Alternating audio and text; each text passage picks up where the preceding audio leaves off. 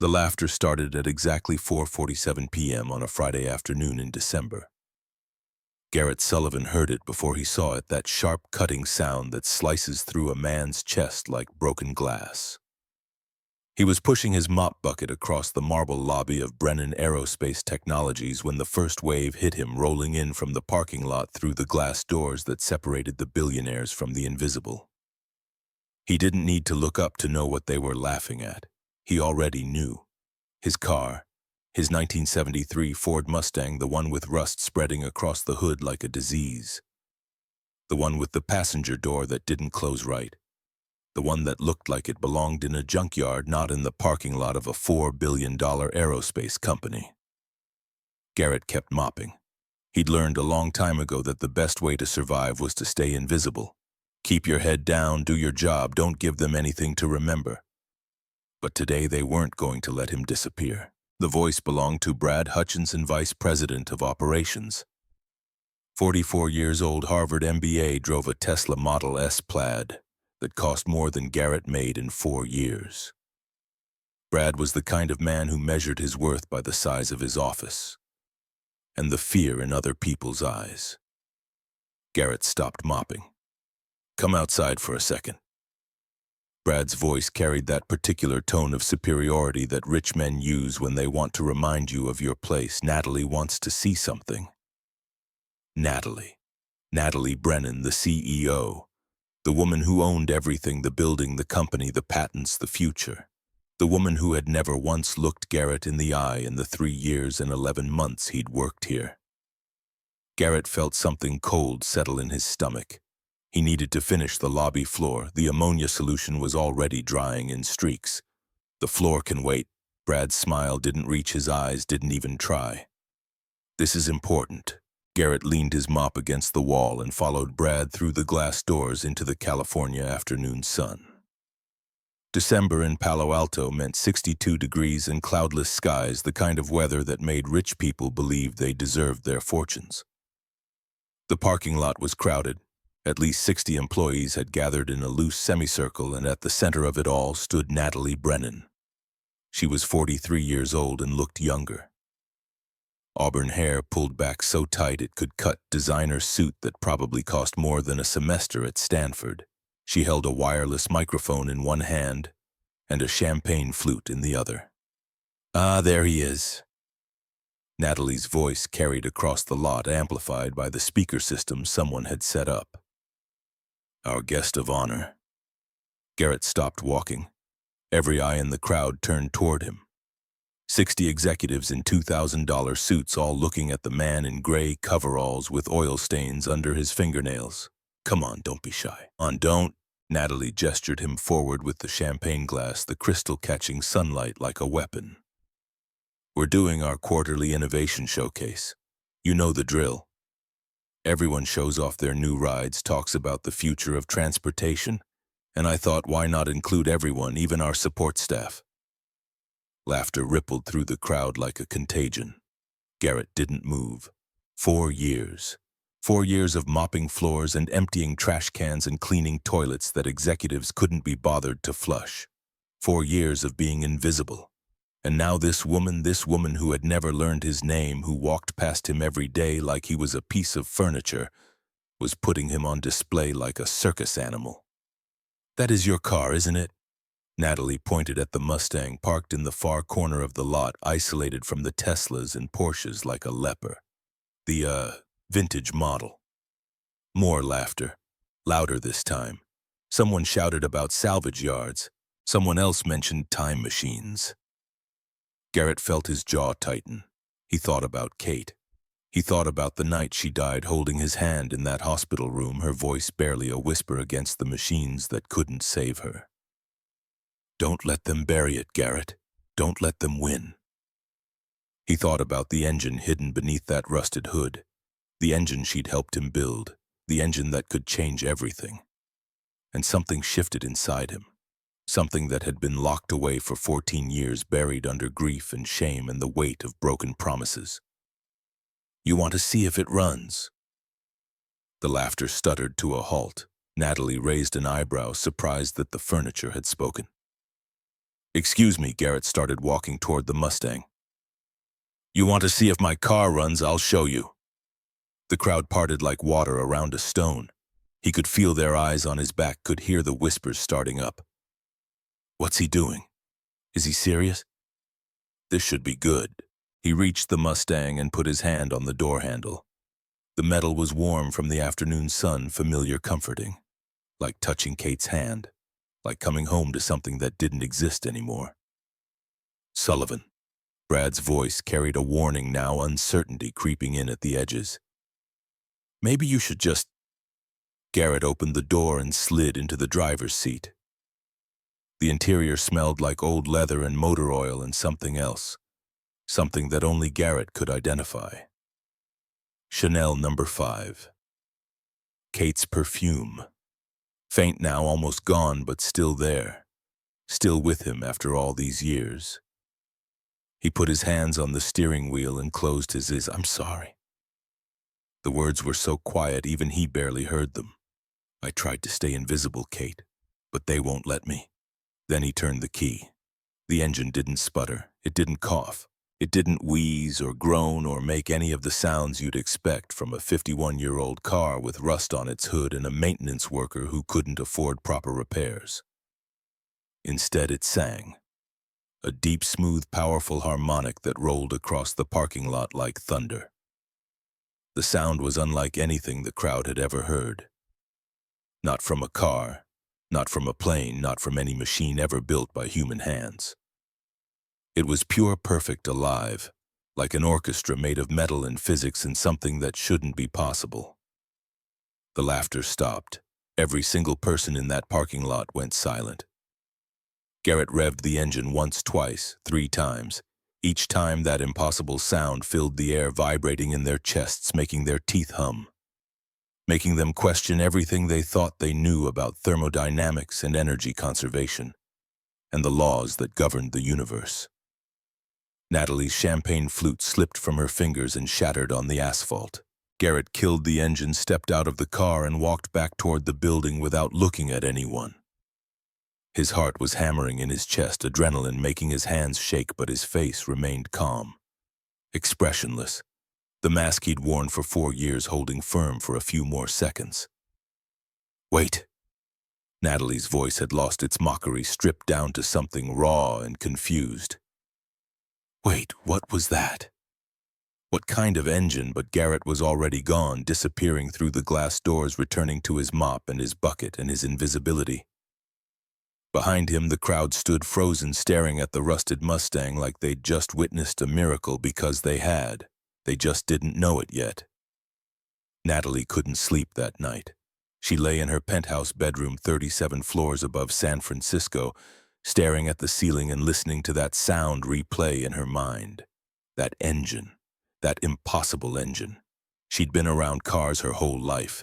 Her father had built Brennan Aerospace from a small auto parts manufacturer into a global aerospace giant. She'd grown up in garages and factories, surrounded by the smell of gasoline and the roar of combustion engines. She knew what machines sounded like. And that sound, that smooth, perfect, almost musical sound, was not something any machine should be able to make. She reached for her phone. 2:14 in the morning, according to the glowing numbers. Too late to call anyone. Too early to pretend she'd get any sleep.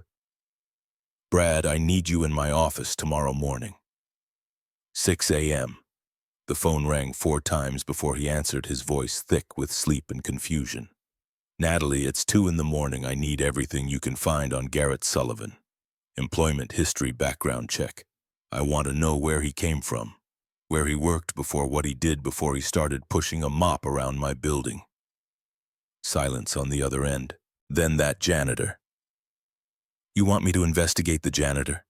Did you hear that engine today? Yeah, it was different, I guess. Old car probably has some custom work. Different. Natalie sat up in bed, her voice sharp enough to cut through Brad's drowsiness. Brad, I've heard engines from Ferrari, from Lamborghini, from military jets that can break the sound barrier. I've never heard anything like that. Not once. Not ever. She could hear Brad breathing on the other end of the line, processing, probably wondering if his boss had finally cracked under the pressure of running a $4 billion company. 6 a.m., she repeated. Don't be late. She hung up and lay back down, but sleep wouldn't come. Every time she closed her eyes, she saw Garrett Sullivan's face as he walked back into the building. No triumph, no satisfaction, no revenge, just sadness. Like a man carrying a weight too heavy to bear. Her penthouse was too quiet. The floor-to-ceiling windows showed San Francisco spread out below her like a kingdom she ruled but didn't inhabit. The Italian marble floors, the $50,000 desk, the sub-zero refrigerator that contained nothing but champagne and pre-made salads, all of it suddenly felt hollow. On the wall across from her bed hung a single photograph. Her father, Robert Brennan, shaking hands with the president. That was it. No family photos, no vacation snapshots, no evidence that Natalie had a life outside these walls. She got up and walked to the window, pressing her forehead against the cold glass. Somewhere out there in a studio apartment that probably cost $950 a month, Garrett Sullivan was sleeping. Or maybe he wasn't. Maybe he was lying awake too, thinking about that engine, about whatever secret he was hiding under the hood of that rusted car. Her father's voice echoed in her memory. She'd been 8 years old, standing in the garage while he worked on his Jaguar. "Daddy, why is your car so loud?" Robert Brennan had knelt down eye level with his daughter, smiling that rare smile he saved for moments when he was teaching her something important. "Because power makes noise, princess. Real strength always announces itself. Never trust silence. Silence means weakness." But he'd been wrong. Sullivan's engine hadn't announced anything. It had whispered something profound, something that made Natalie's chest tighten with a feeling she couldn't name. She grabbed her phone again and started searching. Garrett Sullivan, Brennan Aerospace, NASA, engine design. The searches led nowhere, just dead ends and irrelevant results. Whoever Garrett Sullivan was, he'd done a remarkable job of erasing himself from the internet, which only made Natalie more certain that there was something to find. Brad was waiting in her office at 5:45 the next morning. He looked terrible, dark circles under his eyes. Hair not quite as perfectly styled as usual, holding a venti Starbucks like it was life support. "You look like hell," Natalie said, pouring herself espresso from the $8,000 machine in the corner. "Thanks, so do you." They stared at each other for a moment, and despite everything, Natalie almost smiled. Almost. Brad dropped a thin folder on her desk. "That's everything I could find, which isn't much." Natalie picked up the folder and started reading. The first page was Sullivan's employment application from January 2021. She scanned the basic information: name, address, social security number. Then she reached the education section. High school dropout. No college degree. Previous employment listed as warehouse work and odd jobs. She looked up at Brad. "This is what he gave us. That's what HR has on file. But keep reading." She flipped to the next page. Brad had done more than pull the employee file. He'd run a proper background check, the kind you do when you're investigating corporate espionage, not hiring a maintenance worker. Her eyes widened as she read. Bachelor of Science in Mechanical Engineering from MIT. Grade point average 3.9. Master of Science in Aerospace Engineering from Stanford, 4.0. 12 years at NASA's Jet Propulsion Laboratory in Pasadena. Senior Propulsion Systems Engineer, 14 peer-reviewed publications, 3 NASA awards. Natalie's hands started to shake. "Wait." She looked up at Brad, who was watching her carefully. MIT, Stanford, 12 years at NASA. "It gets better." Brad leaned back in his chair, and for the first time since she'd known him, he looked genuinely unsettled. After Stanford, he spent 12 years at NASA working on propulsion systems for deep space missions. Published papers, won awards. The guy was a rising star. Natalie felt something cold creep up her spine. "Then what the hell is he doing mopping my floors? That's where it gets weird." Brad pointed at the folder. "About 15 years ago, he just disappears. Leaves NASA, drops off the grid completely. No publications, no patents, no employment records, nothing. Then 4 years ago he shows up here, applies for a janitor position with a fake resume that lists him as a high school dropout with no work experience. Natalie stared at the documents. A NASA engineer, a propulsion specialist, hiding in her building for 4 years, mopping floors and emptying trash. Why? There's one more thing. Brad's voice was quiet now, careful. I found an old news article from 15 years ago, right before Sullivan disappeared from NASA. He handed her a printout. The headline read, "Aerospace Engineer's Wife Loses Battle with Cancer." Below it, a photograph. Garrett Sullivan, younger, thinner, his eyes hollow with grief, standing beside a woman in a hospital bed. The woman was smiling despite the tubes in her arms, despite the shadows under her eyes and the scarf wrapped around what was obviously a bald head. Her name, according to the caption, was Dr. Catherine Sullivan. Kate. She was 42 years old. Natalie read the article 3 times. Catherine Sullivan had been an engineer too, worked at NASA alongside her husband. They'd been collaborating on what the article vaguely described as a revolutionary energy recycling engine. No details, no follow-up, no patents filed. Just a mention buried in an obituary that 2 brilliant engineers had been working on something that sounded like science fiction. And then Kate died, and Garrett disappeared, and the revolutionary engine vanished into nothing. Natalie set down the article and looked at Brad. I want surveillance footage. Every camera in the parking lot. I want to see what he does with that car when no one's watching. Brad hesitated. Natalie, that's a bit. Do it. Her voice left no room for argument. End of day, everything you have. After Brad left, Natalie sat alone in her office, staring at the photograph of Kate Sullivan. The woman was dying, clearly in pain, but she was smiling. Actually smiling, like she knew something the rest of the world didn't. What did you build? Natalie whispered to the empty room. What did you and Garrett create? The footage arrived at 6 p.m.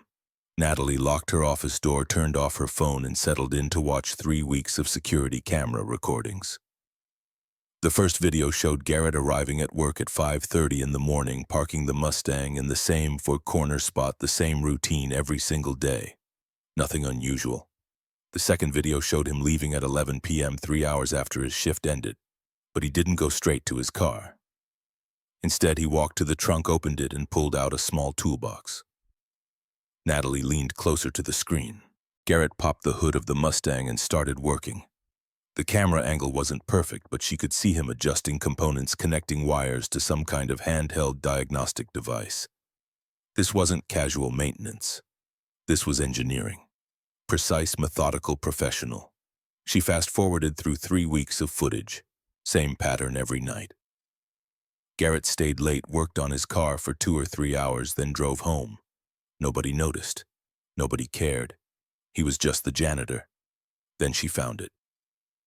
In one clip from 11 days ago, Garrett disconnected something from the engine.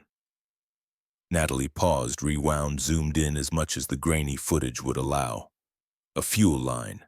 He'd disconnected the fuel line. Then he got in the car and started the engine. Natalie's hand flew to her mouth. The engine ran, with the fuel line disconnected with no gasoline flowing into the combustion chamber. The engine ran for 10 minutes before Garrett shut it down. Reconnected the line and drove away. She paused the video, rewound it, watched it again. An engine that runs without fuel, an engine that recycles its own energy, an engine that sounds like nothing else on Earth. Natalie stood up so fast her chair rolled backward and hit the wall. She walked to the window, hands shaking, breathing too fast. Through the glass she could see the parking lot below the corner where Garrett's Mustang sat like a rusted secret.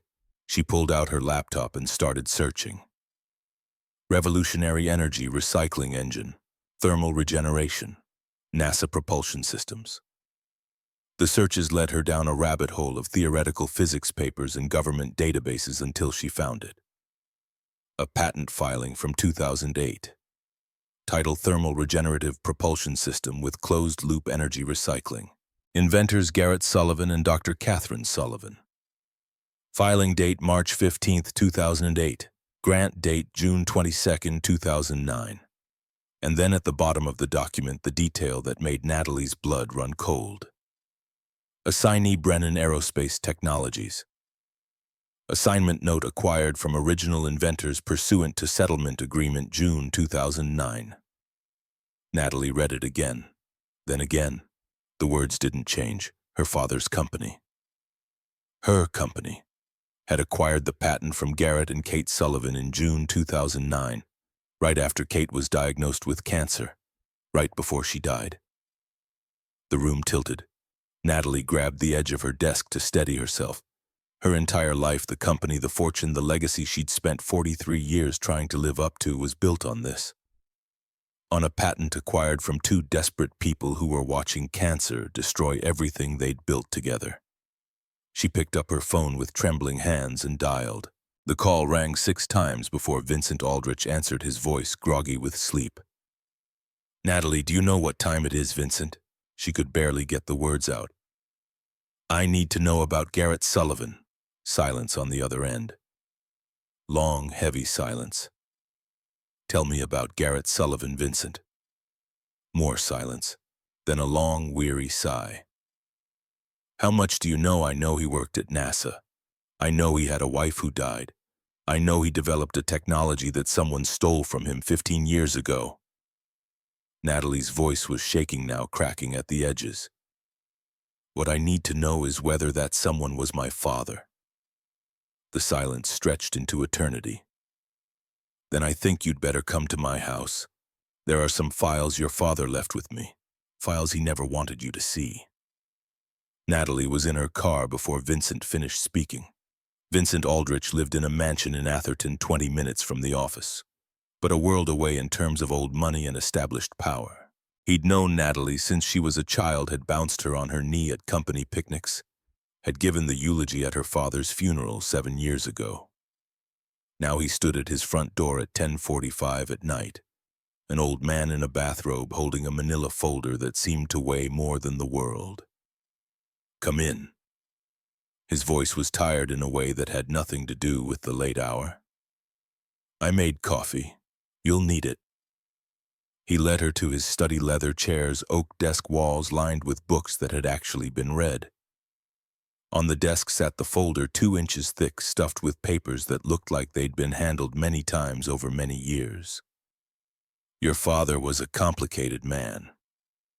Vincent sat down heavily, suddenly looking every one of his 71 years. Brilliant, ruthless, capable of great kindness and great cruelty sometimes in the same breath. Natalie couldn't bring herself to sit. She stood by the desk staring at the folder like it might explode. Did he steal the Prometheus engine? The name had been in the patent filing, buried in the technical specifications.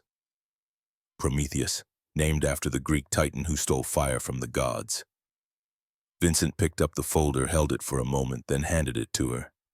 "Steal is a strong word, but yes, in essence, yes." Natalie opened the folder. Inside were documents, legal papers, patent applications, email chains, and a handwritten letter in her father's unmistakable script. She started reading. The first document was an email from Robert Brennan to his chief legal counsel dated May 12, 2009.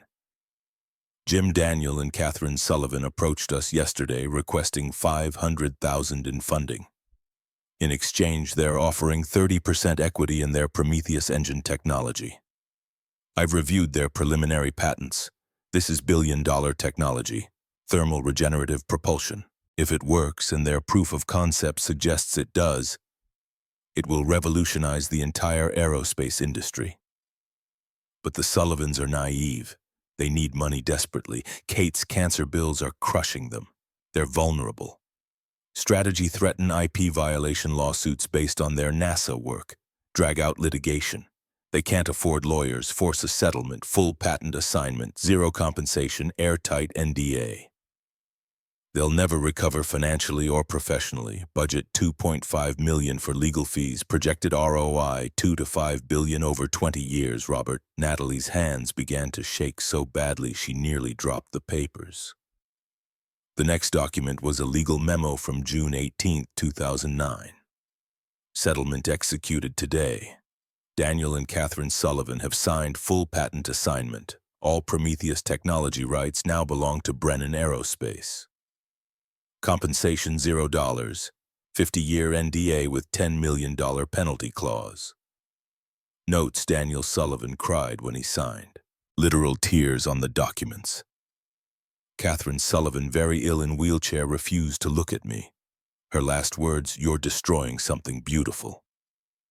They had no choice. Medical bills totaling $347,000 and mounting. Total bankruptcy. Cost to us $2.3 million in legal fees. Value acquired estimated $2 to $5 billion. Natalie walked to Vincent's bathroom and vomited. When she came back, face pale, hands still shaking. Vincent was holding a glass of water and a towel. He didn't say anything, just waited. She picked up the folder again, found the handwritten letter from Robert Brennan to Vincent Aldrich dated 2010. Frank Vincent.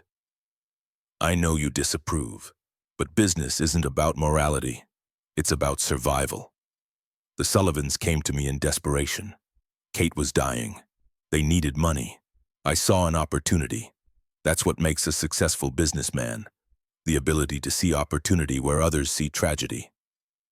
Daniel has disappeared. Good. The less noise, the better. Kate's death in November was unfortunate timing, but honestly it removed a variable. She was the real genius. Daniel is talented, but Kate was visionary. We've had 20 engineers trying to reverse engineer Prometheus from the patents for 8 months. Built 47 prototypes, none of them work properly. The patents are incomplete. The Sullivans kept the critical components in their heads. Clever bastards.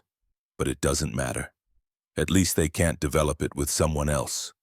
The technology is locked away, that's enough. Sometimes frank winning isn't about having everything, it's about making sure your enemies have nothing. Natalie read the letter 3 times. The handwriting was her father's. She'd seen it on birthday cards, on notes stuck to the refrigerator, on the will he'd left when he died.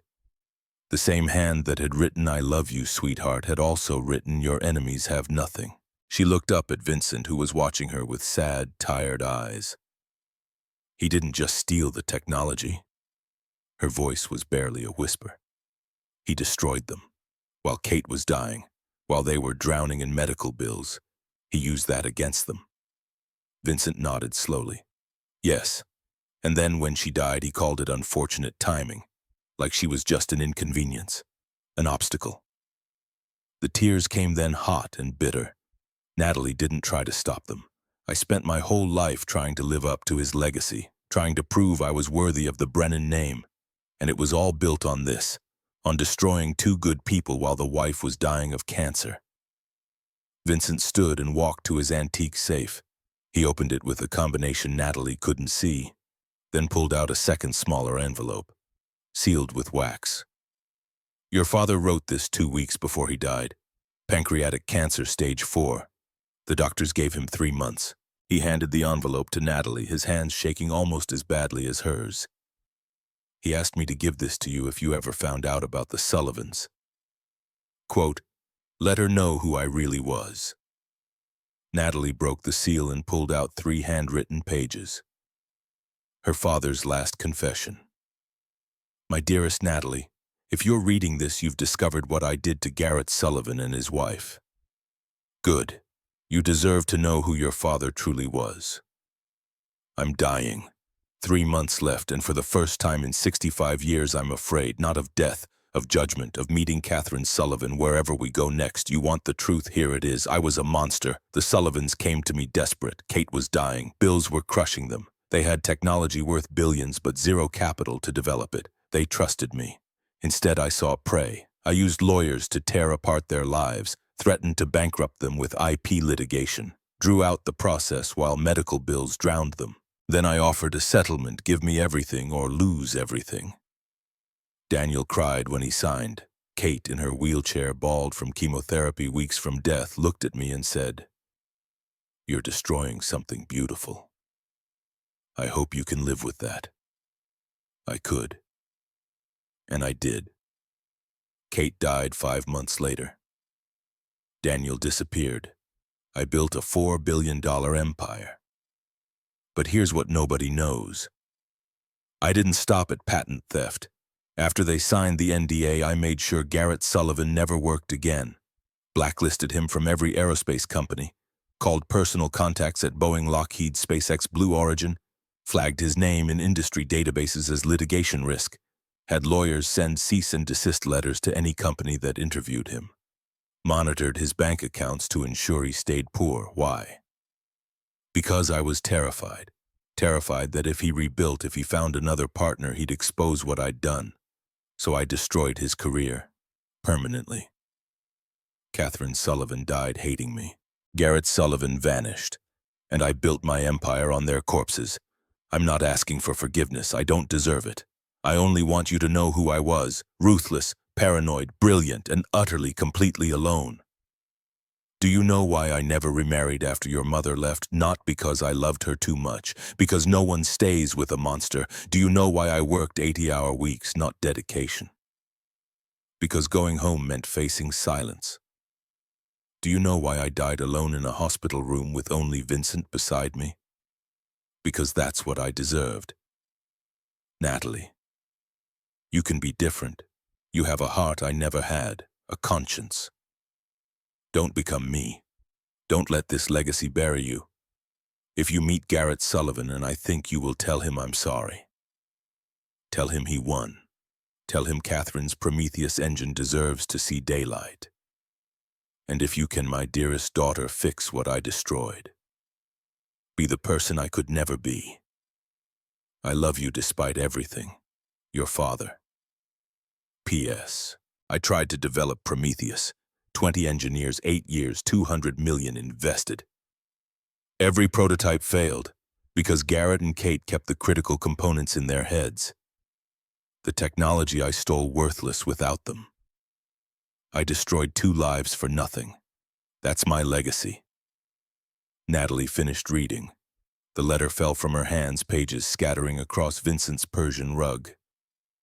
He knew. Her voice was hollow, empty. He knew everything. And he still did it. Vincent knelt down slowly, gathering the pages. Your father died 7 years ago. He called for you at the end.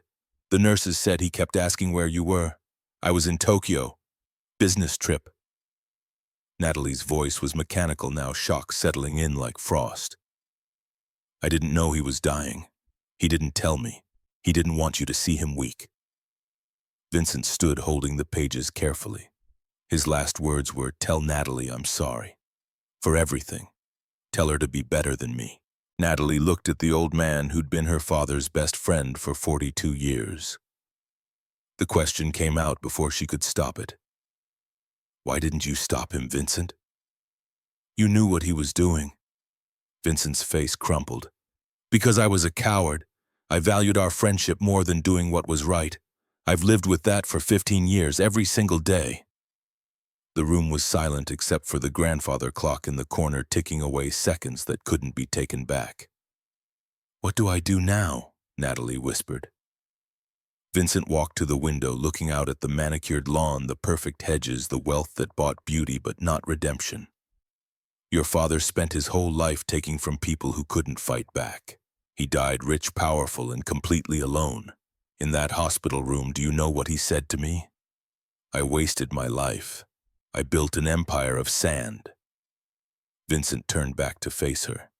You have a choice he never had, the choice to do right. The question is, are you brave enough?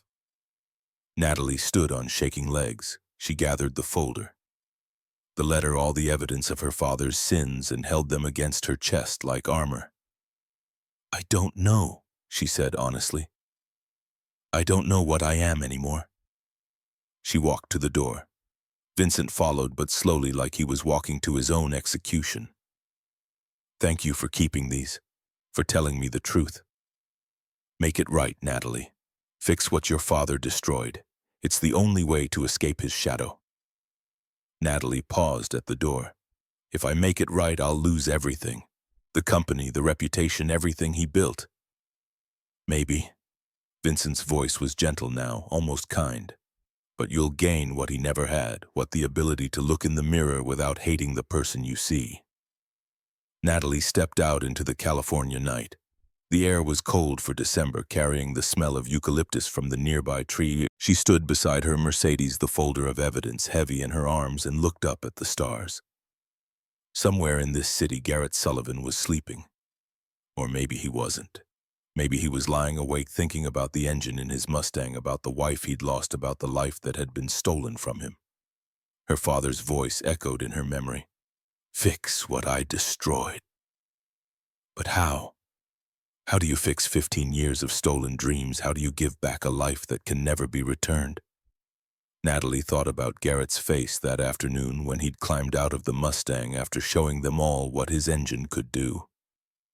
No triumph, just sadness, the face of a man who'd already lost everything that mattered. Her hands tightened on the folder. There was only one way she knew how to fix things. One language she understood. Money. Compensation. A fair deal to replace the unfair one her father had forced. She would buy the Prometheus engine from Garrett Sullivan. Offer him what he deserved, millions, tens of millions, whatever it took. That wasn't stealing. That was justice. Wasn't it? Natalie got in her car and drove back toward San Francisco, her father's confession on the passenger seat. Beside her, the weight of his sins pressing down on her chest. She didn't know it yet, but she was about to make the same mistake her father had made. She was about to try to buy something that had never been for sale. Natalie called Garrett into her office Monday morning at 9 o'clock sharp. She'd spent the weekend rehearsing what she would say, how she would frame the offer, the exact words that would make him understand. This was different from what her mother had done. This was compensation, fairness. Justice delayed, but finally arriving. Her secretary buzzed when Garrett arrived. Send him in. The door opened and Garrett stepped through, still wearing his gray coveralls, standing near the entrance like he was ready to flee at any moment. His eyes swept the office, the floor-to-ceiling windows overlooking Palo Alto. The walnut desk that cost more than he made in 6 months, the abstract art on the walls that meant nothing to anyone but cost everything. Sit down. Natalie gestured to the leather chair across from her desk. Garrett didn't move. I need to finish the second-floor restrooms. This won't take long, please. He lowered himself into the chair slowly, suspiciously, like it might be a trap. His hands rested on his knees, calloused and scarred from years of work that had nothing to do with the MIT degree or the Stanford Masters or the 12 years at NASA. Natalie had prepared a speech. Something about mutual benefit and fair market value and new partnerships. But sitting across from him now, looking at the quiet dignity in his face, the words dried up in her throat. I did some research on you. She decided to start with honesty. MIT, Stanford, NASA. You were a propulsion engineer. A good one from what I can tell. Garrett's expression didn't change. That was a long time ago. Not that long. 15 years isn't ancient history. You could have worked anywhere. SpaceX would have hired you in a heartbeat. Boeing, Lockheed. You could have started your own company. I needed a job. His voice was flat, giving her nothing. Natalie leaned forward. You're hiding something. That car of yours, that engine? I've heard a lot of engines in my life. I've never heard anything like that. For the first time, something flickered in Garrett's eyes. Caution, maybe. Fear. It's just an old car.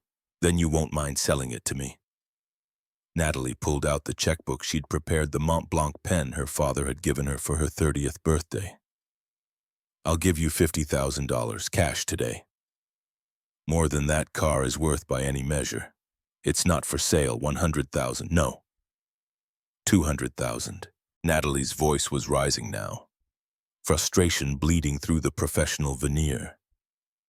$200,000 for a rusted piece of junk with an interesting engine. Nobody says no to that kind of money. Garrett stood up. I should get back to work. $500,000. The words came out sharp, desperate. $500,000 for the car, no questions asked. Garrett turned to face her fully. For a moment, the exhaustion in his eyes was replaced by something harder, something that had teeth. You really don't understand, do you? His voice was quiet, but it cut like a blade. You see that car and you think money. You think opportunity. You think asset. But that's not what it is. The pause stretched between them, heavy with 14 years of grief.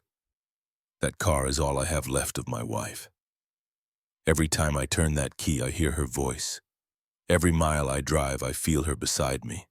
You can't buy that. Not for $500,000, not for $500 million. Natalie felt something twist in her chest, an emotion she couldn't name.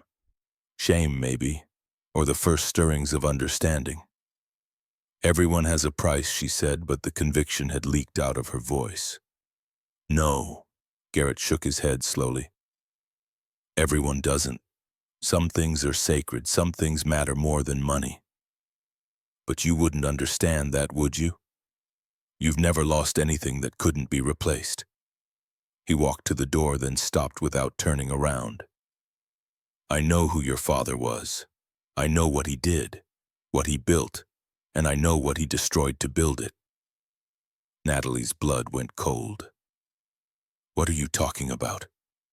But Garrett was already gone, the door swinging shut behind him, leaving Natalie alone with her checkbook and her father's sins, and the terrible realization that money wasn't going to fix this. She spent the rest of the day trying to focus on quarterly reports and budget meetings, but her mind kept returning to Garrett's words. You've never lost anything that couldn't be replaced. The accusation stung because it was true. Her mother had left when Natalie was 12, but that had felt more like relief than loss. No more fighting, no more tension crackling through the house like electricity before a storm. Her father had died 7 years ago, but even that had been abstract, a CEO mourning another CEO, grief expressed through eulogies and estate planning. She'd never loved someone enough to be destroyed by losing them. At 6 p.m., Brad knocked on her door. You wanted an update on the engineering analysis. Natalie had forgotten she'd asked him to have the team examine the security footage of Garrett's engine. Come in. Brad sat down, looking uncomfortable. Patricia and her team spent the weekend reviewing the footage frame by frame. They built computer models based on what they could see, and they can't explain it. Brad shifted in his seat. The energy output doesn't match any known combustion process. The thermal signature is wrong. The sound frequency is impossible for a standard engine. Patricia used the word incomprehensible 3 times. Natalie stared at him. What does that mean? It means either Garrett Sullivan has violated the laws of thermodynamics, or he's built something we don't understand. Probably the latter. Definitely the latter. But without access to the actual engine, I tried to buy it. The words came out bitter. Offered him $500,000. Brad's eyebrows shot up. And he said no. Smart man. Natalie's head snapped up. Excuse me. Brad met her gaze steadily. If I had technology worth billions, I wouldn't sell it for $500,000 either. Especially not to the daughter of the man who stole it from me in the first place. The room went very quiet. Natalie could hear her own breathing, could feel her pulse in her temples. What did you say? I did some more digging over the weekend. Brad's voice was careful now, walking on glass. Found some interesting patent filings from 2009. The Prometheus engine. Revolutionary thermal regenerative propulsion system. Inventors Garrett Sullivan and Catherine Sullivan. Assignee Brennan Aerospace Technologies. Natalie finished for him. I know. I found the same files, so you know your father took it from them. Brad wasn't asking a question. Acquired. Through a legal settlement, while Catherine Sullivan was dying of cancer, while they were drowning in medical bills. Brad's voice remained neutral, factual, which somehow made it worse. That's not acquisition, Natalie. That's extortion. Careful. The word came out cold, CEO cold, the voice she used to end arguments and careers. You're talking about my father. I'm talking about documented facts. Brad stood up. I'm also talking about the man mopping our floors who should be designing engines for NASA. The man you just tried to buy off like he's some kind of... He stopped himself, but the words hung in the air anyway. Get out. Natalie's voice was ice now. Get out of my office. Brad walked to the door, then paused with his hand on the handle. For what it's worth, I think you're better than this. better than him. But you have to choose to be. The door closed softly behind him. Natalie sat alone as the sun set over Palo Alto, turning the sky orange and purple and gold. Her office, with its expensive furniture and prestigious awards in perfect view, suddenly felt like a cage. Her phone buzzed, a text from her mother, the first communication they'd had in 3 months. Saw the news about the quarterly earnings. Your father would be proud. Natalie stared at the message. Would he, or would he see what she was doing, trying to buy her way out of his mistakes and recognize himself in her? She picked up her phone and made a call she'd been putting off for 3 days. The voice that answered was crisp, professional. Brennan residence. It's Natalie. Is my mother available? A pause, then Helen Brennan's voice came on the line, distant and perfectly modulated as always. Natalie, to what do I owe the pleasure? I need to ask you something about Dad. Natalie's throat felt tight. Did you know about Garrett Sullivan, about what happened in 2009? The silence stretched for so long Natalie thought the call had dropped. Your father and I were separated by then.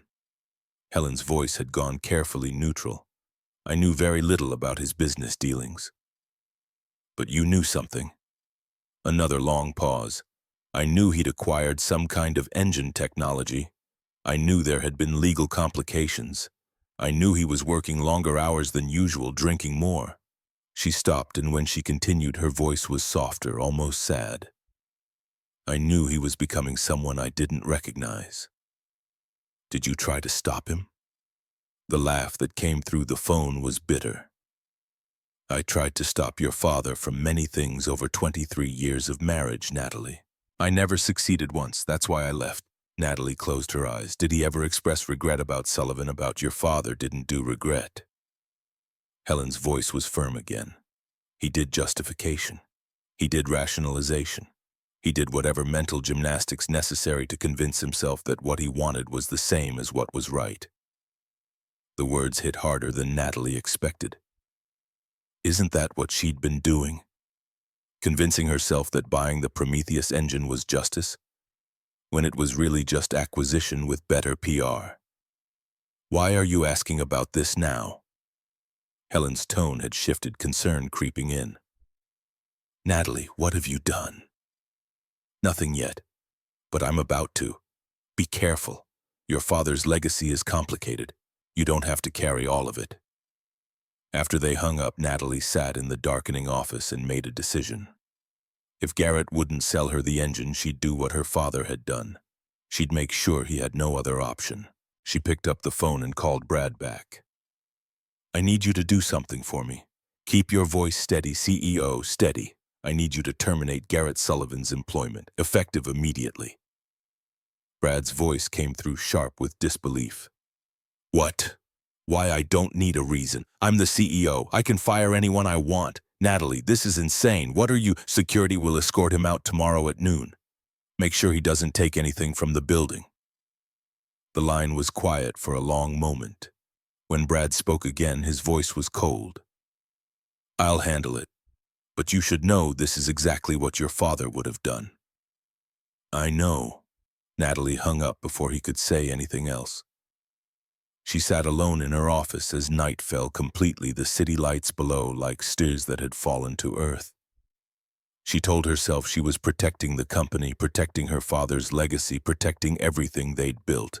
She told herself Garrett would come around, eventually would realize he needed the money, would make the rational choice.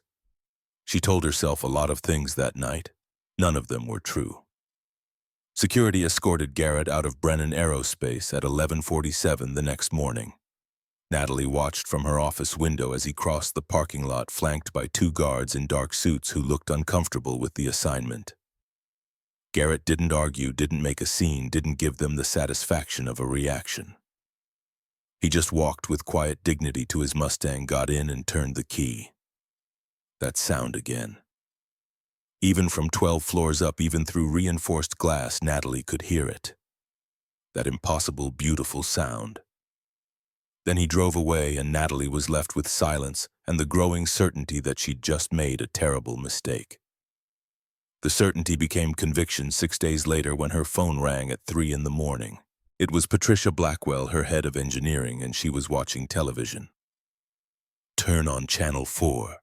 Patricia's voice was strange tight. "Right now." Natalie fumbled for the remote. The screen flickered to life, showing a press conference in progress. A small podium, simple backdrop, modest production values. At the center stood a man Natalie recognized instantly. Garrett Sullivan. Clean-shaven, now wearing a simple suit instead of gray coveralls. His eyes were clear and focused, the exhaustion replaced by something else. Purpose. Pleased to announce that Sullivan Dynamics has received $22 million in federal funding from the Department of Energy for the development of our clean energy propulsion system. Natalie sat up so fast she nearly dropped the remote. This technology, which my late wife, Dr. Catherine Sullivan, and I developed together over 15 years ago, has the potential to revolutionize not just aerospace, but transportation as a whole. The camera cut to show reporters leaning forward, some taking notes, others recording on phones. The Prometheus engine is a thermal regenerative system that recycles its own waste energy. In laboratory conditions, our prototype has run continuously for 72 hours without any external fuel source. We project a 90% reduction in aviation carbon emissions while simultaneously increasing efficiency and reducing operating costs.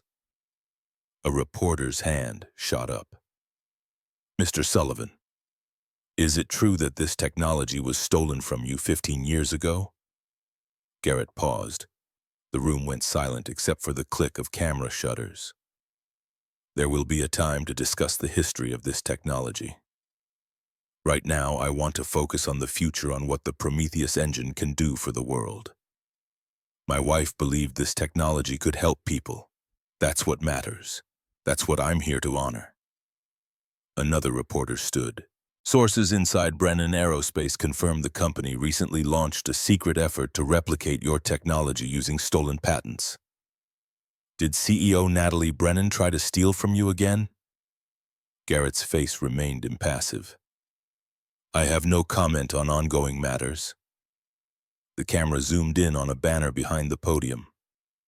"Sullivan Dynamics, lighting the future." Natalie muted the television. Her hands were shaking. $22 million in federal funding. A technology that could make her entire company obsolete. And Garrett Sullivan, the janitor she'd mocked and humiliated and fired, was now the face of the clean energy revolution. Her phone started ringing. Board members, investors, lawyers. The calls came faster than she could ignore them. By 9 a.m., Brennan Aerospace stock had dropped 18%. By noon, 3 major investors had requested emergency meetings. By 5 p.m., the board of directors had called for her resignation. Natalie sat in her office as the sun set over a city that suddenly felt hostile. Every news channel was running the story. Social media was exploding with hashtags: Justice for Catherine, Aurora Revolution, the Natalie Brennan scandal. And the worst part, the part that made Natalie want to scream, was that she deserved every bit of it. Every accusation was true. Her father had stolen the technology. She had tried to steal it again. She was exactly what the world was calling her: a privileged heir, who thought rules didn't apply to her. Brad knocked on her door around 7. "The board wants an answer by morning. They're prepared to vote you out if you don't resign voluntarily." Natalie didn't turn from the window. "What would you do?" "Honestly, I'd resign. Take a severance package. Disappear for a year or two until this blows over. You're young enough to reinvent yourself. Run away, you mean?" "Strategic retreat. There's a difference." Natalie finally turned to face him. "My father ran away from what he did. He buried it and pretended it never happened. And look where that got us. Look where it got me." Brad's expression softened slightly. "Natalie, you can't fix this. The damage is done. Sullivan has federal funding, public sympathy, and working technology. You have a failed replication effort and a PR nightmare. There's no path forward here. Maybe not for the company." Natalie's voice was quiet. "But maybe there's a path forward for me." Brad stared at her.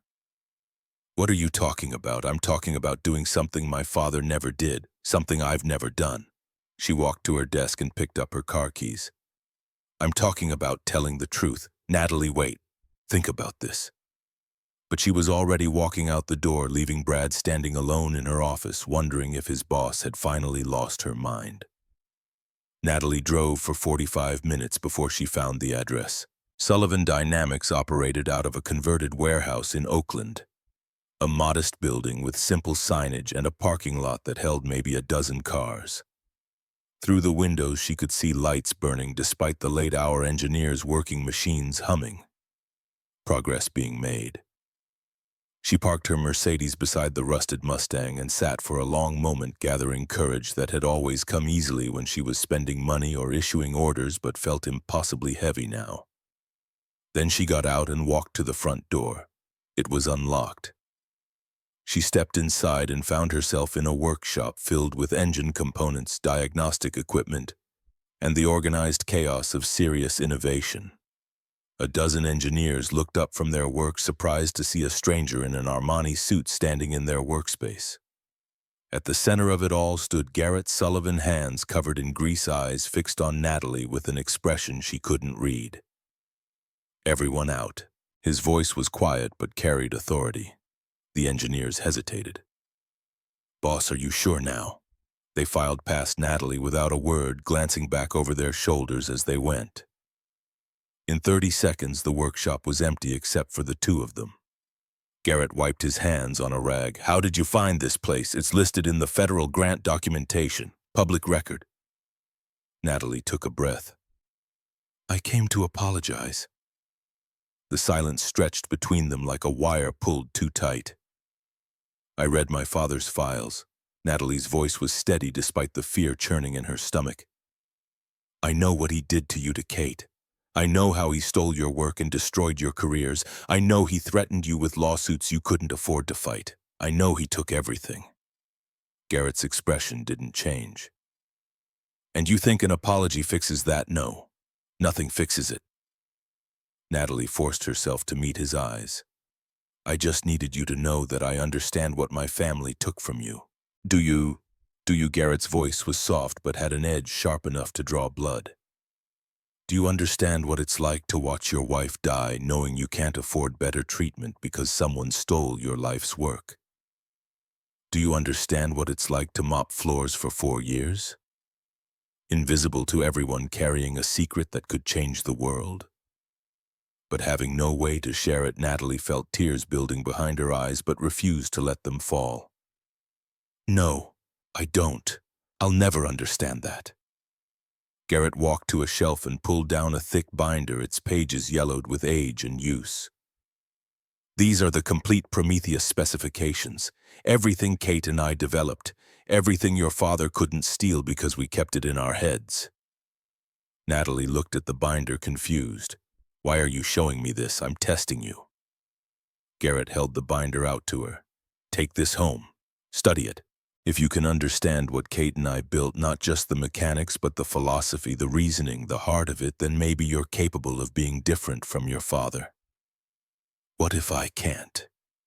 Then you'll prove you're exactly who I think you are, and this conversation will be the last we ever have. Natalie reached out slowly and took the binder. It was heavier than she expected, dense with knowledge and years of work and a love she'd never experienced. How long do I have? As long as it takes. Garrett turned back to his work. Close the door on your way out. Natalie walked out into the Oakland night, clutching the binder to her chest like it might save her life. Behind her, the lights of Sullivan Dynamics glowed warm against the darkness. In her hands, she held the key to redemption. She just didn't know yet if she was strong enough to use it. Natalie didn't go back to her penthouse. She couldn't face the empty rooms and expensive furniture, and the ghost of her father's approval. Instead, she drove to a 24-hour diner off Highway 101, ordered coffee she didn't drink, and opened the binder. The first page hit her like a physical blow. In elegant handwriting, Kate's handwriting, she realized were the words, "For Garrett, for our future, for everyone who needs light in the darkness." Natalie stared at those words for a long time. This wasn't just engineering. This was love. This was hope. This was everything her father had tried to destroy and failed. She turned the page and started reading. The mathematics were brutal. Natalie had studied engineering in college enough to understand most technical presentations that crossed her desk. But this was different. This was genius on a level she'd never encountered. Every equation built on the one before it. Every diagram contained layers of meaning she had to work to unpack. Kate and Garrett hadn't just designed an engine. They'd created a philosophy of energy, a new way of thinking about power and motion and sustainability. By 3 in the morning, Natalie's head was pounding. She'd filled half a legal pad with notes, most of them questions she couldn't answer. The waitress had refilled her coffee 6 times and was starting to give her concerned looks. Natalie didn't care. She kept reading. Around 5 a.m., she found a section labeled Core Principles in Garrett's handwriting. The Prometheus engine is not about creating energy from nothing. That's impossible. It's about respect. Respecting the energy that already exists, capturing what would otherwise be lost. Treating waste as opportunity. Kate always said the universe doesn't have a scarcity problem. It has a wisdom problem. We throw away more than we use. Prometheus changes that. Natalie read those words 3 times. Respecting the energy that already exists. She thought about her own life.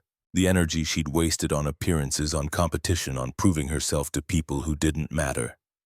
The opportunities she'd thrown away because they didn't fit her image of success.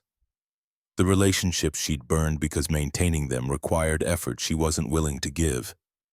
She'd been living her whole life like a wasteful engine, losing more than she used. The sun was rising by the time she left the diner. She drove to a storage facility in Menlo Park, rented the largest unit available, and started making calls. "I need equipment." Her voice was hoarse from too much coffee and not enough sleep, but had a clarity she'd never heard in it before. "Machine tools, diagnostic systems, everything we used for the prototype attempts." Patricia Blackwell's voice came through, confused, concerned. "Natalie, the board is meeting in 3 hours. They're going to vote you out. You have to be there to defend yourself." "I know. I'm not going to the meeting. What? You have to." "No, I don't." Natalie's voice was calm now, certain in a way that felt both terrifying and right. "I'm done defending who I was. I'm going to become someone worth defending."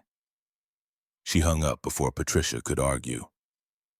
Over the next 6 hours, Natalie transformed the storage unit into a workshop. She maxed out 3 credit cards, buying parts and materials, downloading software, watching tutorial videos until her eyes burned. Her phone kept buzzing with news alerts. Board votes her out. Unanimously, stock continues to fall, investors flee, but she ignored it all. At 2 p.m. her phone rang. It was her mother. "I saw the news." Helen's voice was carefully neutral. "The board removed you." "I know. Are you all right?" Natalie looked around the storage unit, the half-assembled equipment, the technical manuals spread across a folding table. The sleeping bag in the corner because she couldn't imagine going home. "I will be. What are you going to do?" "Build something. For the first time in my life, I'm going to actually build something instead of just managing what someone else created." Helen was quiet for a long moment. "Your father never knew how to build, only how to take. I think that's what killed him in the end. The emptiness. I'm not going to let that happen to me." "Good." Then a pause. "I'm proud of you, Natalie. I should have said that more when you were growing up. I'm proud of you now." The call ended. Natalie stood alone in the storage unit, her mother's words echoing in the industrial space, and felt something crack open in her chest. Not breaking. Opening. She turned back to the binder and kept reading. The first prototype took her 8 days to build. It was ugly, clumsy, the welds uneven and the connections imprecise. Her hands, soft from years of signing documents and shaking hands at cocktail parties, were blistered and cut. She'd burned herself twice with the soldering iron, hit her thumb with a hammer hard enough to turn the nail black, and spent one entire night crying in frustration when a circuit board she'd spent 12 hours assembling turned out to be wired backward. But she kept going. She slept on an air mattress in the corner of the storage unit. She ate takeout from the Chinese place down the street, sometimes forgetting to eat at all until hunger made her hands shake.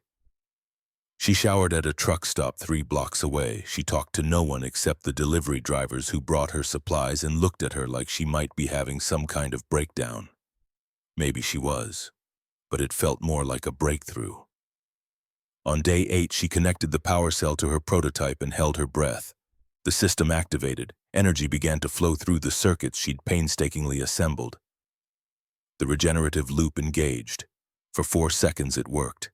Then the energy cascade collapsed, the system overheated, and smoke started pouring from the thermal regulator. Natalie grabbed the fire extinguisher and put out the small blaze, then sat on the concrete floor staring at the smoking wreckage of her work. She didn't cry. She'd used up all her tears on day 5. Instead, she went back to the binder and read Kate's section on energy loop stabilization 3 more times. Found a notation she'd missed before, written in the margin in Kate's delicate script. The key is patience. The system needs time to find its rhythm. Don't force it. Guide it. Don't force it. Guide it. Natalie thought about how she'd lived her whole life. Forcing, demanding, taking. Never guiding. Never waiting. Never trusting anything to develop naturally. She rebuilt the prototype. Took her time. Paid attention to the rhythm Kate described. When she connected the power cell again, she didn't slam the switch. She eased it gently, like coaxing a frightened animal. The engine ran for 30 seconds, then 45, then 1 minute and 12 seconds before it failed. Progress. 3 weeks into her exile, Vincent Aldrich found her. He stood in the doorway of the storage unit, staring at the chaos inside, the scattered tools, the failed prototypes, the sleeping bag in the corner. The woman who used to run a $4 billion company, now wearing stained coveralls and a ponytail held together with a rubber band.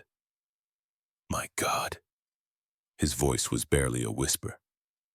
What have you done to yourself? Natalie didn't look up from the circuit board she was soldering. I'm learning. Learning what? How to destroy your life. The board has frozen your assets pending investigation. Your accounts are locked. You're living in a storage unit. I'm not homeless. I'm working. Vincent walked closer, stepping carefully around the debris. He picked up Kate's binder, flipped through a few pages, set it down again. He gave you this.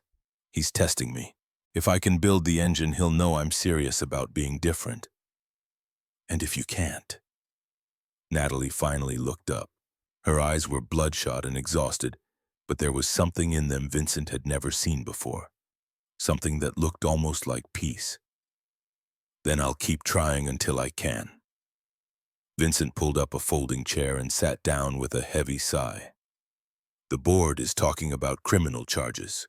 They're saying you orchestrated the cover-up of your father's theft, that you knew about the stolen patents for years. That's a lie.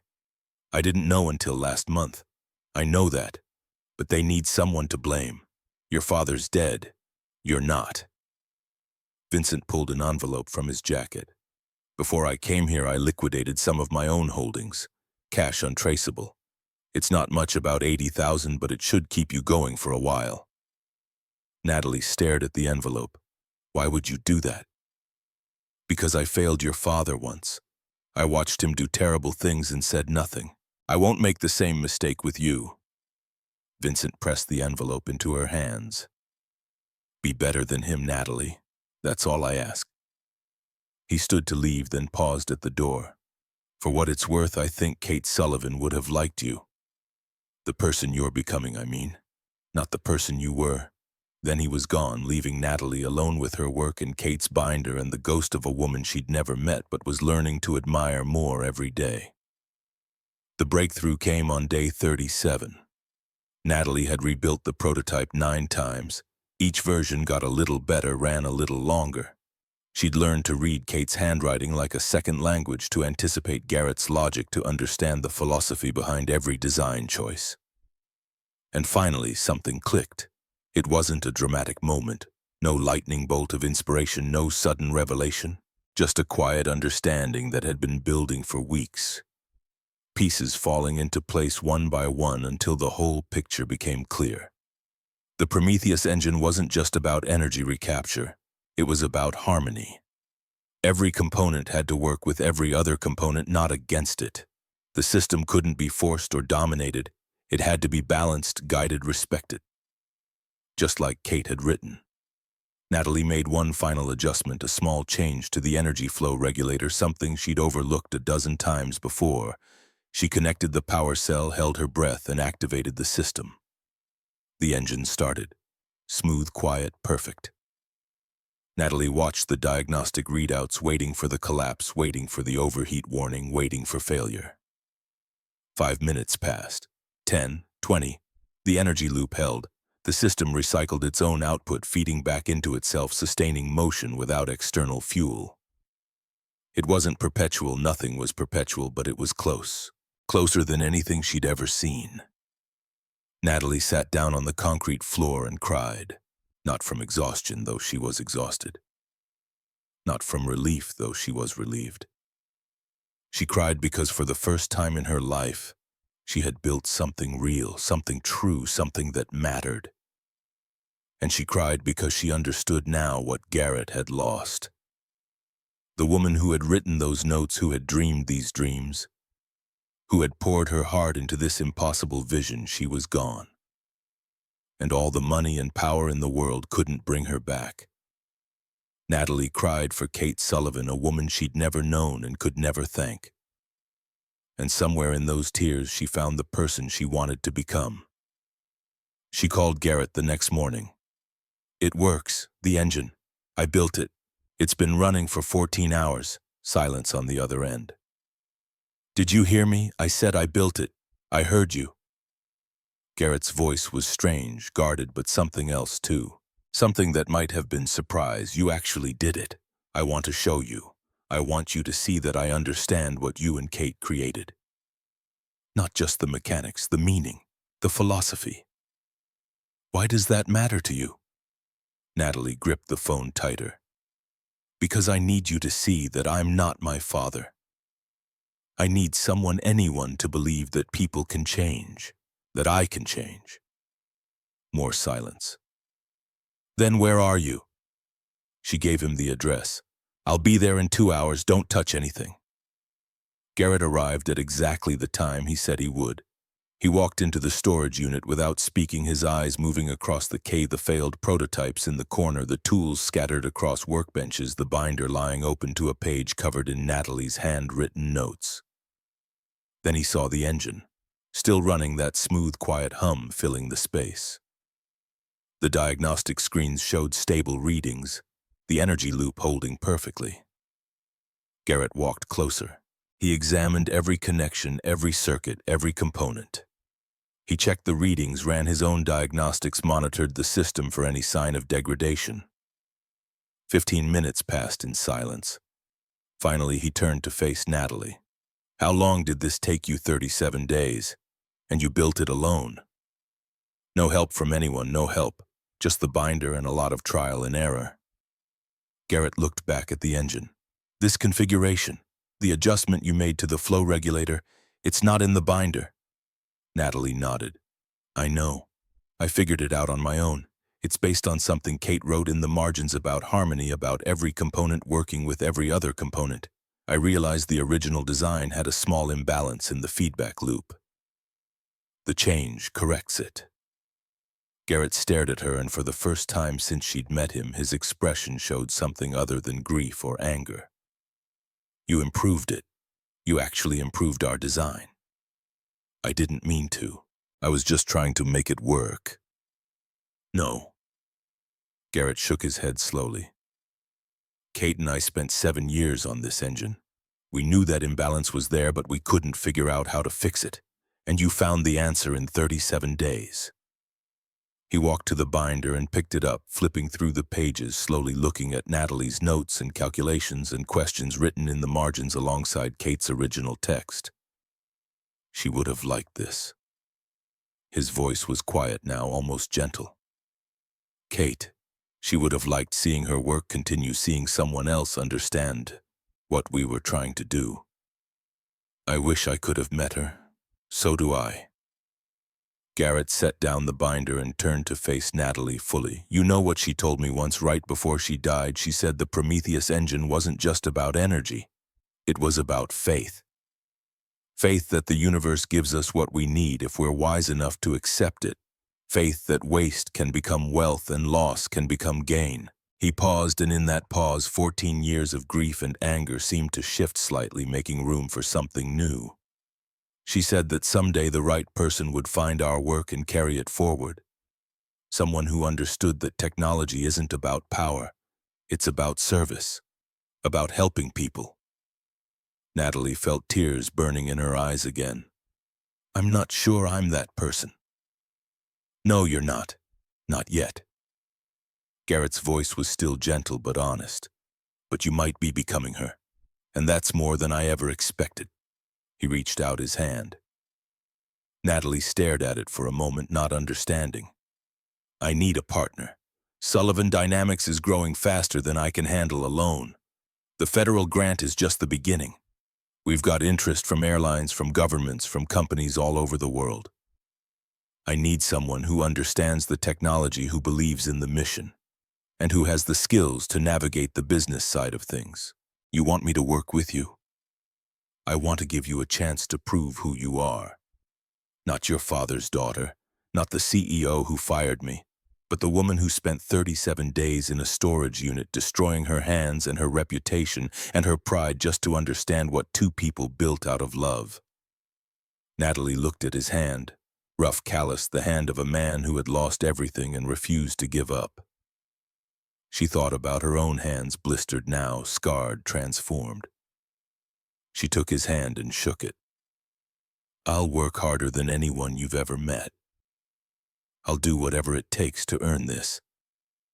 I know you will. Garrett released her hand and walked toward the door. Shut down the engine and pack your things. You start tomorrow. Natalie watched him go, then turned back to look at the engine, her engine, the thing she'd built with her own hands from Kate's vision and Garrett's knowledge and 37 days of failure and learning and transformation. The sun was setting outside the storage unit, throwing long shadows across the concrete floor. Tomorrow she would begin again, not as Robert Brennan's daughter, not as the disgraced CEO of Brennan Aerospace, as someone new, someone she was still learning to be. She walked to the engine and placed her hand on the housing, feeling the gentle vibration of the energy loop, the pulse of something her father had tried to destroy but couldn't. Because some things are bigger than greed, some things survive, some things fly. Natalie showed up at Sullivan Dynamics at 6 in the morning on her first day, 3 hours before anyone else arrived. She found Garrett already there, working on a prototype engine in the main bay, his hands moving with the precision that came from decades of practice. He looked up when she entered. You're early. I couldn't sleep. Natalie set down the coffee she'd brought, 2 cups, both black. Didn't know how you take it. Black is fine. Garrett wiped his hands and took the cup. There's an office in the back corner. Used to be a supply closet. You'll share it with David Mercer when we hire him as CFO. If we hire him. Natalie looked at the cramped space, metal desk, 2 folding chairs, a computer that probably ran Windows XP, a single window overlooking the parking lot.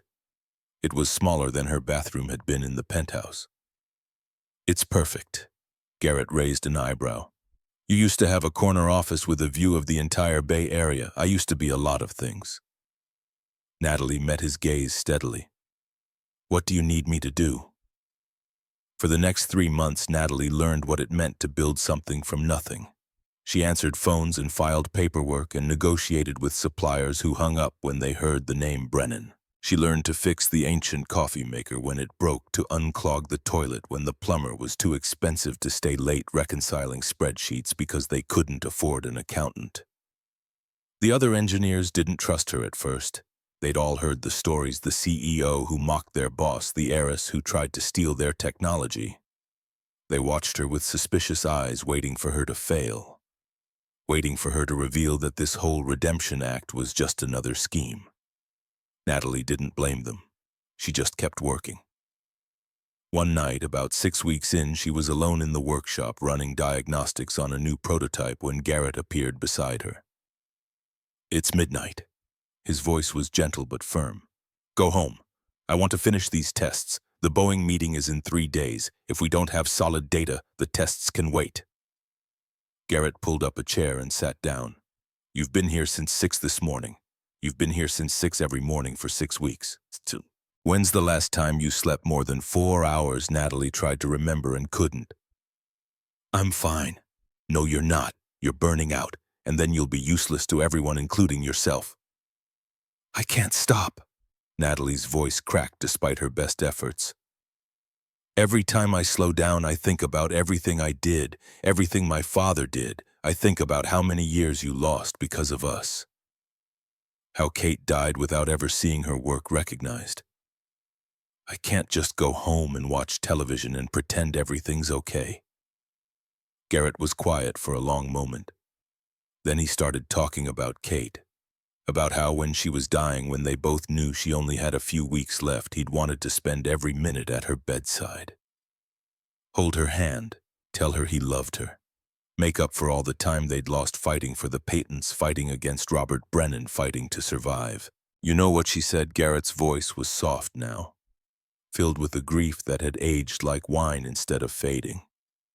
"She said if I sat there watching her die, I'd die too. Not physically, but inside. I'd carry that grief like a weight until it crushed me. She made me promise to take breaks, to eat meals, to sleep, to live." Natalie felt tears on her cheeks but didn't wipe them away. "She said guilt is just another form of selfishness.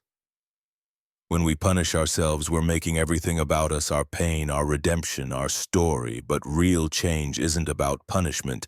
It's about service. About taking the energy we'd waste on guilt and using it to help someone else." "How do you do that?" Natalie whispered. "How do you stop feeling guilty for something that can never be fixed?" "You don't stop feeling it. You just learn to carry it differently. Like the engine, you don't eliminate the waste. You transform it. You turn it into something useful." Natalie looked at the prototype on the bench, the smooth curves of the housing, the precise arrangement of components.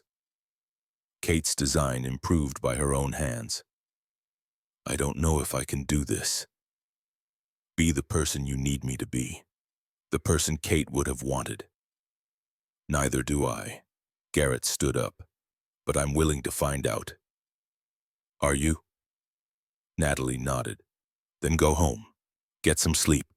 Come back tomorrow ready to transform your waste into something useful." The Boeing meeting approached faster than Natalie expected. She spent the days leading up to it in a state of controlled panic, triple-checking every number, every projection, every technical specification. This wasn't just another business deal. This was Kate's dream meeting the real world. The night before, Natalie couldn't sleep. She sat in her small apartment, a modest one-bedroom in Oakland she'd rented with Vincent's money, and stared at a photograph she'd found in Kate's binder. Kate and Garrett on their wedding day, standing in Golden Gate Park, both of them young and brilliant and full of hope. Kate's smile was radiant, her eyes bright with dreams that would never fully come true. "I won't let them down," Natalie whispered to the photograph. "I promise." When the Boeing executives walked into Sullivan Dynamics the next morning, led by Catherine Wells, a woman whose silver hair and sharp eyes spoke of decades navigating corporate warfare, Natalie felt her stomach drop. Catherine's reputation preceded her: brilliant, ruthless, impossible to fool. "We've read your materials." Catherine's voice could have cut glass. "Impressive numbers, but I didn't fly from Seattle to look at PowerPoint slides. Show me something real." Natalie glanced at Garrett, who gave her the slightest nod. This was her moment, her test. "Follow me." She led the Boeing team outside to where the Mustang sat in the morning, still rusted, still battered, still impossibly precious. Catherine wrinkled her nose at the car. "This is your billion-dollar demonstration. This is the original." Natalie kept her voice steady, professional. "The first Prometheus engine ever built, 15 years old. Never needed major repair, never needed fuel. The Boeing engineers exchanged skeptical glances. Catherine's expression remained neutral, giving nothing away. Never needed fuel. Catherine's tone suggested she'd heard 1,000 lies in her career. That's quite a claim. Watch. Natalie climbed into the driver's seat while Garrett distributed tablets to the Boeing team, connecting them to diagnostic equipment. Real-time data feed. You'll see exactly what the engine does. Natalie turned the key. That sound, that perfect, impossible harmonic, filled the parking lot. The Boeing engineers stared at their tablets, watching data that shouldn't exist.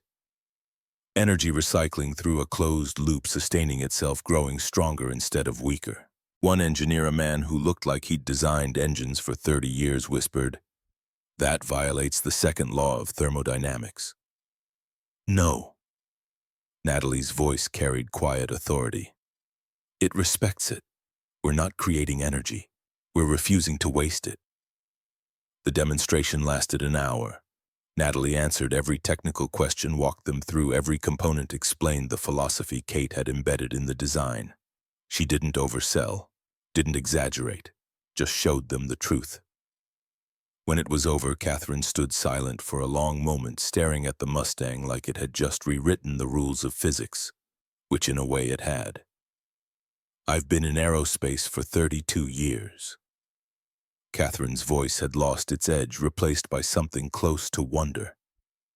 "I've seen every kind of con, every impossible promise, but this." She turned to Natalie, and for the first time her eyes showed something other than skepticism. "I know who you are, Ms. Brennan. I know what your father did. I know what you did. Half my board thinks we shouldn't be within 100 miles of you or this company." Natalie's chest tightened, but she held Catherine's gaze. "What do you think?" "I think technology doesn't care about our sins. I think this engine could change everything." And I think Catherine extended her hand. "Boeing is prepared to offer $10 billion over 5 years for exclusive partnership rights." The world tilted. $10 billion. More than her father's entire empire had been worth at its peak. "We'll need to discuss terms." Natalie's voice came out steady despite the adrenaline flooding her system. "Of course." Catherine's grip was firm. "But understand this, there won't be a second chance. Fail us and we'll bury you so deep you'll never see daylight again." After the Boeing team left, Natalie and Garrett stood in the empty parking lot, the Mustang between them like a monument to everything they'd survived. $10 billion. Garrett's voice was quiet, almost disbelieving. Kate's dream just became worth more than most countries' GDP. "You should call her parents. Tell them." "I will." But first, Garrett turned to face her fully. "Thank you for making them see what we built, what Kate built. I didn't do anything special. You brought it to the world. That's all Kate ever wanted."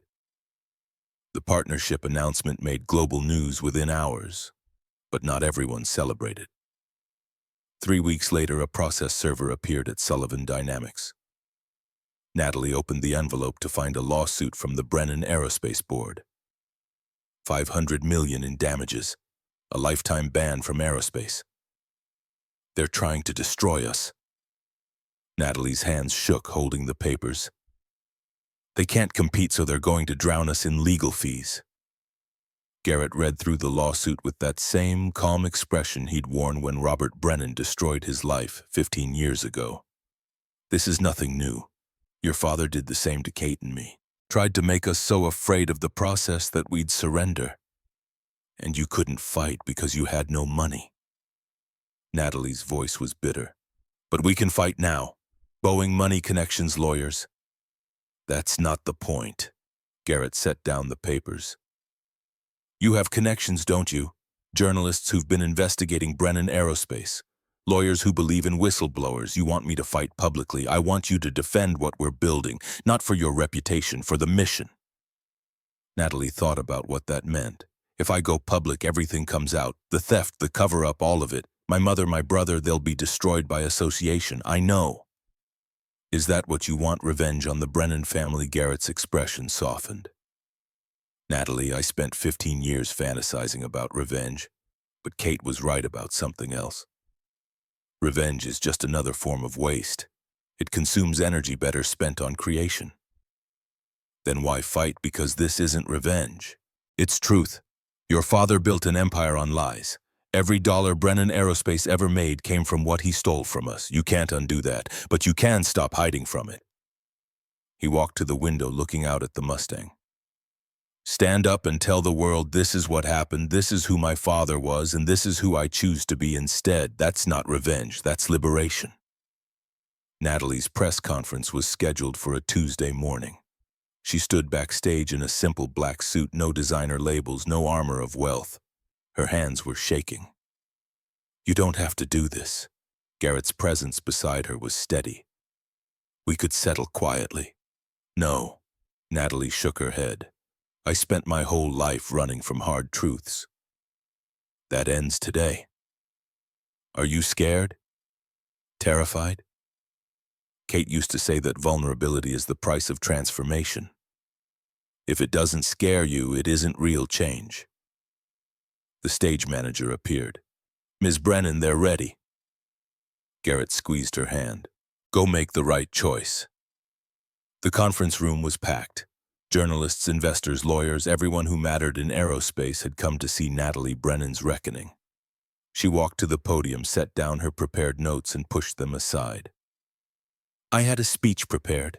Her voice was steady, clear. 3 pages designed to minimize legal liability and protect what's left of my reputation. But I'm going to do something different. I'm going to tell you the truth. The room went silent. 15 years ago, my father, Robert Brennan, stole revolutionary technology from Garrett Sullivan and Dr. Catherine Sullivan. He used lawyers' threats and his wealth to take their patents, destroy their careers, and bury their work. The foundation of Brennan Aerospace was built on that theft. The room exploded, keyboards clattered, cameras flashed. I didn't know about this until recently, but ignorance isn't innocence. I benefited from what my father did. I built my career on his stolen success. And when I learned the truth, my first instinct was to do what he would have done and steal from Garrett Sullivan again. She paused, letting the admission settle. I was wrong, and I'm here to acknowledge that, apologize for it, and commit to a different path. For 45 minutes, Natalie laid out everything. Her father's theft, the destroyed lives, her own attempts to buy the technology, being fired the storage unit, the 37 days of building and failing and learning. I can't undo what my father did. I can't give Garrett back 15 years. I can't let Kate Sullivan see her dream fulfilled. But I can do what my father never did, tell the truth. She looked directly into the cameras. To everyone hurt by my father's actions, I'm sorry. To Garrett Sullivan, who gave me grace I didn't deserve, thank you. To Catherine Sullivan, who I never met, I promise your work will change the world, and everyone will know your name. The press conference went viral within hours. The Brennan Aerospace Board dropped their lawsuit 3 days later, too afraid of what discovery would reveal. But Natalie barely noticed. She went back to Sullivan Dynamics and kept working. The next 6 months were a blur of manufacturing challenges, regulatory battles, and technical refinements. Natalie negotiated with suppliers across 3 countries, testified before Congress, flew to factories in Germany and Japan. Through it all, she and Garrett developed a rhythm, a real partnership. They argued sometimes. Natalie pushed too hard. Garrett was too cautious, but they always found their way back to what mattered. One night, 8 months after Natalie joined Sullivan Dynamics, she got a call from Catherine Wells. We did it. Catherine's voice trembled with excitement. FAA approval. First flight next month. Natalie nearly dropped the phone. Garrett looked up from his work, saw her expression, walked over. What's wrong? Nothing's wrong. Everything's right. We're approved. We're flying. Garrett walked to the Mustang and placed his hand on the hood. She would have loved this. His voice broke. Kate. She always dreamed of seeing Prometheus in the sky. Tell me about her. Natalie had asked before, but now she really wanted to know. Not the engineer, the person. Garrett talked for an hour. About meeting Kate at Stanford, both too stubborn to admit attraction. About their disastrous first date. About Kate working in the lab even while chemotherapy ravaged her body, refusing to give up. Her last words were about the energy flow regulator. Garrett's voice was barely a whisper. She was trying to tell me how to improve it, but she couldn't finish. And I spent 15 years wishing I'd understood what she meant. You did understand. Natalie took his hand. You finished it. We finished it. The first commercial flight took off from San Francisco International on a clear October morning. Natalie and Garrett watched from the observation deck as the Boeing 787 retrofitted with Prometheus engines taxied to the runway. The aircraft was painted deep blue with gold accents. On the tail, in letters visible from the observation deck, Catherine. You didn't have to do that. Garrett's eyes never left the plane. Yes, I did. This is her achievement. The world needs to know. The engine spooled up that perfect harmonic that had started everything. The aircraft accelerated down the runway, lifted off, climbed into the California sky. She's flying. Garrett was crying openly now. Kate's finally flying. Natalie put her arm around his shoulders as the plane disappeared into the clouds. Around them, the crowd erupted in cheers, but they stood apart from it all. Two people who had traveled an impossible distance to reach this moment. The success spread faster than anyone predicted. Within a year, 15 airlines licensed the technology. Within 2 years, Prometheus-powered ships, trains, trucks. Within 3 years, the first Prometheus cars were affordable enough for ordinary families. Natalie established the Catherine Sullivan Foundation, funding scholarships for young engineers. Every year, on the anniversary of Kate's death, she and Garrett visited the grave together. I never knew you, Natalie would say, but you saved me. Your vision, your belief that people could be better, you gave me a reason to change. 5 years after the first flight, the National Museum of American Innovation invited them to donate the Mustang for a permanent exhibit. Garrett agreed on one condition: Natalie had to be there for the unveiling. The ceremony was held on a November afternoon. The museum had recreated the Sullivan Dynamics workshop. At the center sat the 1973 Mustang Rust, preserved, looking exactly as it had on that day in the parking lot. Natalie gave a speech. She talked about Kate, about the Prometheus engine, about the power of persistence and love and second chances. I'm not the hero of this story, her voice carried across the crowd. I'm the villain who learned to be something else. I'm proof that the worst version of ourselves doesn't have to be the final version. After the ceremony, when the museum had quieted, Natalie and Garrett stood alone beside the Mustang. Do you remember the first time you heard this engine? Garrett asked. In the parking lot. I felt fear. Fear of being wrong. Fear that my whole life was built on a lie. She paused. That fear was a gift. It was the beginning of change. Garrett pulled something from his pocket. A key, old and worn. This is the original key. The one Kate used to start the engine the first time. I've carried it every day for 20 years. He held it out. I want you to have it. Garrett. I can't. Yes, you can. Kate would have wanted this. She believed in passing things forward. Natalie took the key with trembling hands. It was warm from Garrett's pocket, worn smooth by years of hope and grief and persistence. What am I supposed to do with it?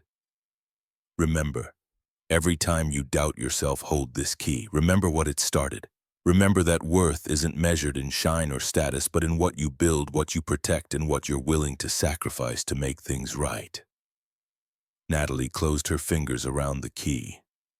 They stood together in the quiet museum, looking at the car that had carried them both through transformation. The rust was still there, the paint still faded. But inside that worn exterior was proof of something miraculous. That genius can survive theft. That love can outlast death.